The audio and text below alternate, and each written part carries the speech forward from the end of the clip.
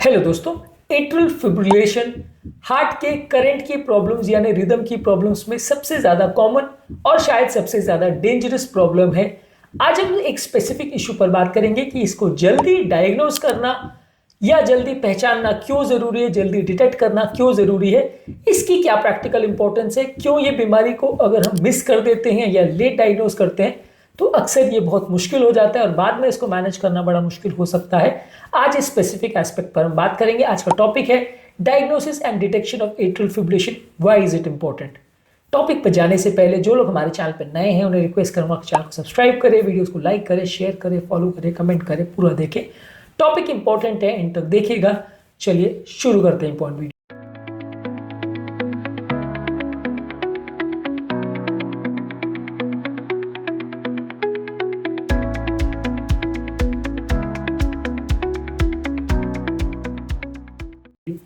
सबसे पहले ये समझने की जरूरत है कि एट्रियल फिब्रिलेशन होता क्या है।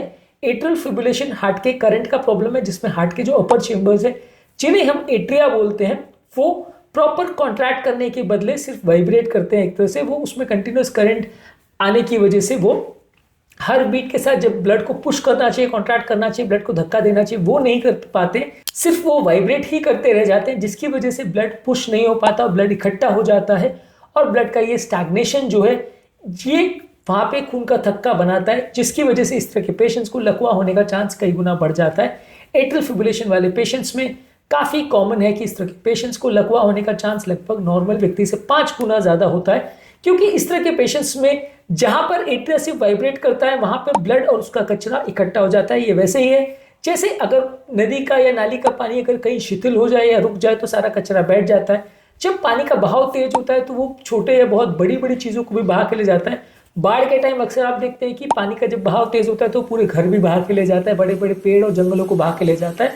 जब पानी शिथिल होता है तो वो वही घर या वही पेड़ के आसपास पानी सर्कुलेट होता रहता है, लेकिन वो उसको निकाल के या उसको तोड़ के नहीं ले जा पाता क्योंकि पानी का फोर्स नहीं आता। यहाँ पे भी जब हार्ट फोर्सिबली कॉन्टैक्ट करता है और ब्लड को जोर से धक्का देता है तो वहां पे कचरा नहीं बैठता और ये सारे पार्टिकल्स को ब्लड बहा के ले जाता है, वहां पे रुकने नहीं देता।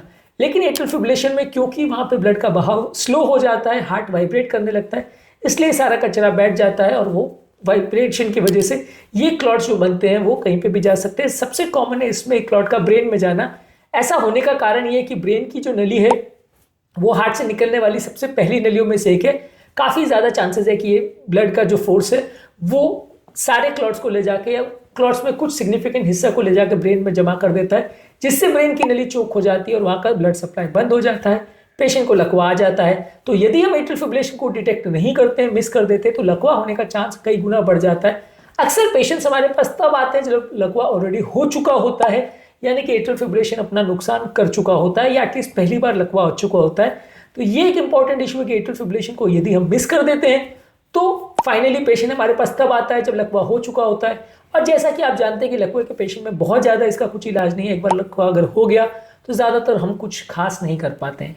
इसके अलावा एट्रियल फिब्रिलेशन कई बार हार्ट को फेल कर देता है। जब हार्ट की गति बहुत ज़्यादा बढ़ जाती है तो हार्ट प्रॉपर कॉन्ट्रैक्शन नहीं कर पाता है, एक तरह से हार्ट की मसल्स थक जाती है। जब हार्ट की मसल्स थक जाती है तो हार्ट फेलियर में चला जाता है। इसको टैकीकार्डियोमायोपैथी बोलते हैं, जिसको हमने एक अलग वीडियो में डिस्कस किया है। टैकीकार्डियोमायोपैथी यूजुअली एट्रियल फिब्रिलेशन में जब हार्ट रेट बहुत ज़्यादा होता है तो हो जाता है और ये सरप्राइजिंगली बहुत जल्दी हो जाता है। ऐसा नहीं है कि ये हार्ट फेलियर होने में कई महीनों या सालों का टाइम लगता है, कई बार 2-4 दिन 15 दिन के अंदर भी ये हार्ट फेलियर इसमें हो सकता है।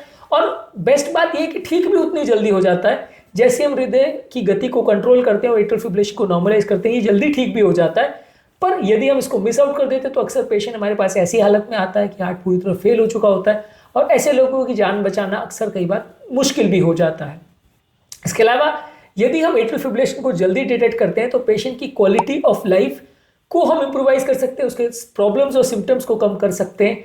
एट्रियल फिब्रिलेशन वाले पेशेंट में अक्सर कई लक्षण जैसे धड़कन बढ़ना, कमजोरी होना, चक्कर आना, सांस फूलना, ये सारे लक्षण होते हैं। अगर हम इसको जल्दी डिटेक्ट और ट्रीटमेंट कर देते हैं तो ओवरऑल ये सारी चीज़ों को हम कम कर सकते हैं। इसके अलावा ओवरऑल लॉन्ग टर्म मृत्यु दर पर भी इस पर सिग्निफिकेंट इफेक्ट होता है। हार्ट फेलियर भी एक मृत्यु का कारण है, लकवा भी एक मृत्यु का कारण है। हार्ट फेलियर और लकवा को कम करने के लिए जो दवाइयां देते हैं उनसे साइड इफेक्ट होते हैं। खासकर जो लकवा कम करने की दवाइयां होती है वो ब्लीडिंग कर सकती है एज ए साइड इफेक्ट, तो ये भी एक इंपॉर्टेंट इशू होता है जिसकी वजह से एक लोगों का मृत्यु दर बढ़ जाता है। जब ये हार्ट फेलियर होता है या लकवा होता है तो मृत्यु बढ़ती है और दवाइयों के साइड इफेक्ट से भी मृत्यु दर बढ़ता है। तो यदि हम एट्रियल फिब्रिलेशन को पहले डिटेक्ट कर पाए और रिवर्स कर सके तो ये मृत्यु दर को हम कम कर सकते हैं। एक चीज समझने की जरूरत है कि ये एट्रियल फिब्रिलेशन में जो सर्किट्स है वो धीरे धीरे करके हार्ट के सर्किट्स परमानेंटली खराब हो जाते हैं, हार्ट के जो करंट के वायर्स है परमानेंटली खराब हो जाते हैं। इसलिए यदि हम एट्रियल फिब्रिलेशन को जल्दी डिटेक्ट करते हैं तो इसको रिवर्स करना आसान है। यदि एट्रियल फिब्रिलेशन लेट का हो जाता है, बहुत टाइम हो जाता है उसको चालू हुए और हम उसको कन्वर्ट नहीं कर पाते हैं, हमारा ट्रीटमेंट लेट हो जाता है, तो अक्सर ये सर्किट्स परमानेंटली डैमेज हो चुके होते हैं। बाद में हम इसको रिवर्स या पूरी तरह नॉर्मलाइज नहीं कर सकते, इसको परमानेंट एट्रियल फिब्रिलेशन बोलते हैं। इस पर भी हमने वीडियो किया है। ट्रांजिएंट एट्रियल फिब्रिलेशन तब बोलते हैं जब ये थोड़े टाइम के लिए होता है, परमानेंट जब बोलते हैं जब ये सर्किट्स पूरी तरह खराब हो चुके होते हैं और कोशिश करने के बावजूद भी हम एट्रियल फिब्रिलेशन को नॉर्मलाइज नहीं कर पाते हैं। तो यदि हम एट्रियल फिब्रिलेशन को डिटेक्ट नहीं कर पाते हैं तो सर्किट्स के हार्ट के डैमेज होने का चांस परमानेंट होता है, जो पूरी तरह से रिवर्सिबल नहीं होता। इसके अलावा एट्रियल फिब्रिलेशन कई और बीमारियां जैसे blood pressure, sleep apnoea, hyperthyroidism और हार्ट की वैल्व की प्रॉब्लम का मार्कर होता है। हार्ट अटैक का भी कई बार ये मार्कर होता है। जब कभी हम एट्रियल फिब्रिलेशन को रिकॉग्नाइज करते हैं, उसके कारणों पर हम शोध करते हैं, तो ये प्रॉब्लम्स को हम आइडेंटिफाई कर सकते हैं और उनका भी ट्रीटमेंट चालू कर सकते हैं। एट्रियल फिब्रिलेशन अक्सर ये बीमारियों की वजह से आता है।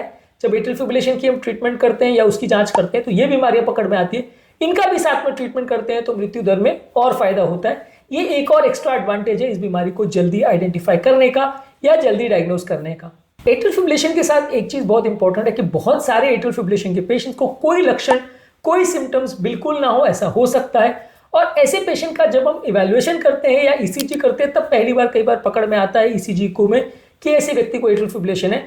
तो पेशेंट को बिल्कुल पता ना चले और पेशेंट सीधा लकवा, हार्ट फेलियर या डेंजरस कॉम्प्लिकेशन के साथ आए, इसके चांसेस बहुत ज्यादा हैं। ये जो मैंने बोला कि धड़कन बढ़ती है, सांस फूलती है, घबराहट, बेचैनी होती है, ये हर पेशेंट में ना मिले ऐसा हो सकता है। बहुत सारे patients, almost 40 to 50% patient atrial fibrillation के ऐसे हमारे पास आ सकते हैं जिनको कोई भी लक्षण ना हो, जिनको जब हम जांच करते हैं तो भी पता चलता है कि एट्रियल फिब्रिलेशन है। पेशेंट सामने से बोलते हुए या बताते हुए नहीं आता या उसकी कोई स्पेसिफिक ऐसी हिस्ट्री नहीं होती जिसकी बेसिस पे हम कह सकते हैं कि हाँ इसको एट्रियल फिब्रिलेशन है। जिस प्रकार लकवे के क्लियर कट साइन होते हैं कि पेशेंट का हाथ पांव चलना बंद हो जाए, बोलने में गड़बड़ हो जाए, चेहरा तिरछा हो जाए, हार्ट अटैक के साइंस होते हैं कि छाती में दर्द हो रहा है, घबराहट, बेचैनी हो रही है, उसके कॉन्ट्रास्ट में एट्रियल फिब्रिलेशन के कोई क्लियर कट लक्षण नहीं होते। धड़कन बढ़ना काफी केस में देखने को मिलता है, लेकिन हर व्यक्ति को पता चले और धड़कन बढ़ने का एहसास हो यानी पैल्पिटेशंस हो, ऐसा जरूरी नहीं है। बाकी ज्यादातर पेशेंट तब हमारे पास आते हैं जब लकवा या हार्ट फेलियर होता है और उससे रिलेटेड लक्षण पेशेंट को होते हैं। डायरेक्ट एट्रियल फिब्रिलेशन अपने आप में कुछ क्लियर साइन सिम्टम प्रोड्यूस करे ऐसा जरूरी नहीं है। इसके अलावा एट्रियल फिब्रिलेशन को इसलिए भी डायग्नोज करना जरूरी है क्योंकि कई बार हम उससे रिलेटेड इश्यूज को एंग्जाइटी या बिनाइन एरिथमिया सोच के इग्नोर कर देते हैं और कई बार उसकी वजह से पेशेंट का ट्रीटमेंट डिले हो जाता है। हमें ऐसा लगता है कि पेशेंट की जो धड़कन बढ़ रही है वो थायराइड की वजह से बढ़ रही है कि घबराहट की वजह से बढ़ रही है और हम उसका ट्रीटमेंट करते रह जाते हैं और एट्रियल फिब्रिलेशन को इग्नोर करते हैं। ये समझना जरूरी है कि थायराइड और एंग्जाइटी वाली बीमारी में भी धड़कन बढ़ती है, लेकिन वो उतना डेंजरस नहीं होती और वो हार्ट फेलियर या लकवा नहीं करती है, जबकि एट्रियल फिब्रिलेशन ये सारी चीजें कर सकता है। इसीलिए एट्रियल फिब्रिलेशन को इनसे फर्क करना, डायग्नोज करना और जल्दी ट्रीट करना और पेशेंट को लेबल करना कि इसको एट्रियल फिब्रिलेशन का प्रॉब्लम है, ना कि सिंपल एंग्जाइटी का, ये बहुत ज्यादा जरूरी है।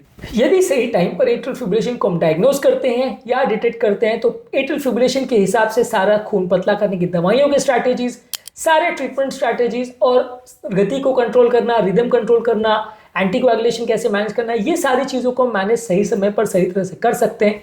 यदि हम ये सब चीजों को इग्नोर करते हैं, ध्यान नहीं देते हैं, तो अक्सर ट्रीटमेंट लेट हो जाता है और पेशेंट को बाद में प्रॉब्लम्स आती है।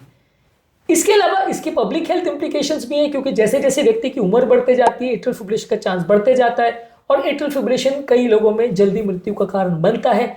इसलिए उम्रदराज पेशेंट्स में यदि हम एट्रियल फिब्रिलेशन को मिस करते हैं तो पब्लिक हेल्थ के हिसाब से भी एक इंपॉर्टेंट इशू है क्योंकि इस तरह के पेशेंट लॉन्ग टर्म में कई बार बहुत जल्दी डिटोरिएट करते हैं और बहुत जल्दी उनकी हालत बिगड़ जाती है, खासकर तब जब उनको सीरियस हार्ट फेलियर या लकवा हो जाता है। अब लास्ट में बात करते हैं कि इसको डिटेक्ट कैसे करें। एट्रियल फिब्रिलेशन को डिटेक्ट करने के लिए आपको पेशेंट की जांच करने की जरूरत है, खासकर ईसीजी या इकोकार्डियोग्राफी करने की जरूरत है। पेशेंट का क्लिनिकल इवैल्यूएशन करने की जरूरत है, खासकर उन व्यक्तियों को जिनको इससे रिलेटेड कोई भी लक्षण हो या खासकर उन व्यक्तियों को जिनको इससे रिलेटेड ऐसी कोई बीमारी है जहाँ एट्रियल फिब्रिलेशन हो सकता है, जैसे उम्र ज्यादा हो, डायबिटीज हो, हाइपरटेंशन हो, थायराइड हो, अल्कोहल लेता हो, इस तरह के पेशेंट को एट्रियल फिब्रिलेशन होने का चांस है। ये लोगों में हम ज्यादा अवेयरनेस रखें, ज्यादा जल्दी डिटेक्ट करें, बार बार चेक करें, तो एट्रियल फिब्रिलेशन को डिटेक्ट करें इसके चांसेस बढ़ जाते हैं। आज के टॉपिक में हमने बात करी कि एट्रियल फिब्रिलेशन यानी हार्ट के धड़कन की प्रॉब्लम को जल्दी डायग्नोज या ट्रीटमेंट करने के क्या इंपॉर्टेंट फायदे हैं, कहाँ कहाँ पेशेंट की ओवरऑल लाइफ पे इस पे फर्क पड़ सकता है। इसके अलावा एट्रियल फिब्रिलेशन संबंधित हमने और भी बहुत सारे वीडियो किए, इसके अलग अलग एस्पेक्ट्स को डिस्कस किया है। इन वीडियोस को और इस सीरीज को जरूर चेकआउट करें, आपको काफी कुछ जानने को मिलेगा और इस बीमारी को मैनेज करने में काफी मदद मिलेगी। उम्मीद करूंगा कि आज के टॉपिक में कुछ नई बातें जानने को मिली होगी। जो लोग हमारे चैनल पर नए हैं उन्हें रिक्वेस्ट करूंगा कि चैनल को सब्सक्राइब करें, वीडियोस को लाइक करें, शेयर करें, फॉलो करें, कमेंट करें पूरा।